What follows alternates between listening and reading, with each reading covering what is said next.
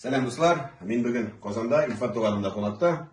Biz endi İlfat bilan 96-yildan beri birgamiz. Shundan beri biz ko'pdan bayramda o'ynagan yo'q. İxlos vaqtida biz yig'ladik, конечно. Hozir endi biz shu yosh chaqlarni esga olib, tushirib yashamoqdagi bir motor jir, bir ayg'ir totar xalq jiri.